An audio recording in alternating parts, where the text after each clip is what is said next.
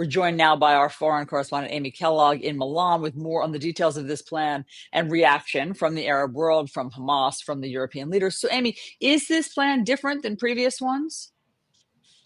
There is a lot of optimism about this plan, Allison, and a lot of praise has been pouring in about the plan. We've heard from the Arab states, from Saudi Arabia to the UAE, Egypt, and Jordan. The Europeans have endorsed it. The Palestinian Authority, which is the Palestinian body, governing body in the West Bank, has said that it believes that President Trump's efforts have been sincere and determined. So while Hamas has not yet said they're under has not said yes. They are under incredible pressure to agree to the deal because if there is further bloodshed, if this deal blows up, then blame will be laid squarely on Hamas. Let's listen to President Trump and Prime Minister Netanyahu from last night.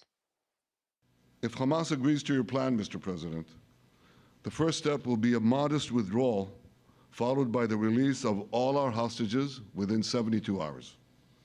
Now, if this international body succeeds, we will have permanently ended the war.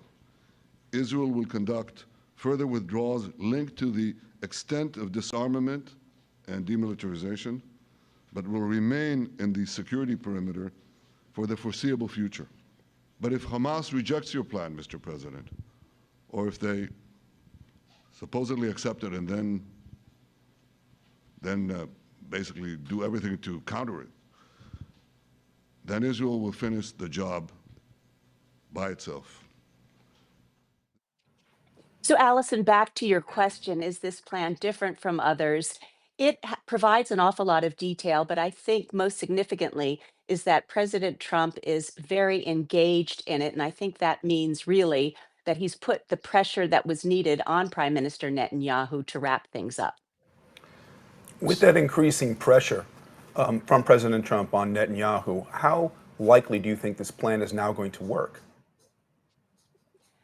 People are cautiously optimistic, Mark, because of course we know that Hamas is very likely to have a whole lot to say about it. The Palestinians are really not involved in this transitional government that will lead Gaza until some later date. So I think there's a lot that could go off the rails at this point, but there is so much momentum right now when you consider that most of the Arab world is firmly behind this plan, that it seems, again, that the onus will be on Hamas ultimately to take it, or there is no way that they can, going ahead, put the blame on Israel for any further bloodshed or casualties in the Gaza Strip.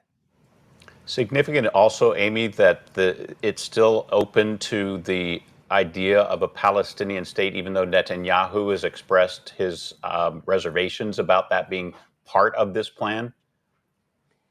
Right, Jim. That is a very sticky issue because for the Arabs to be behind this and to remain behind this plan, and I'm talking particularly about the UAE and the Saudis, those wealthy Arab states that will be very instrumental to the rebuilding of Gaza, they need to know that the Palestinians have a path forward to a state.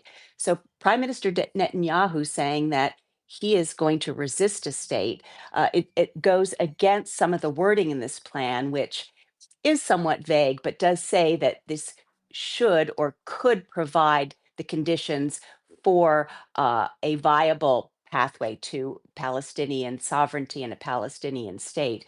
When you think about how President Trump laid this all out last night in that press conference, he said it's not just about Israel and Palestine, it's about the greater region and shoring up the Abraham Accords, which are these peace deals between Israel and some of the Gulf states. The key one that has not happened is between Saudi Arabia and Israel. And certainly, I believe that Saudi Arabia would need to see the pathway for a Palestinian state to be able to make a peace deal with Israel.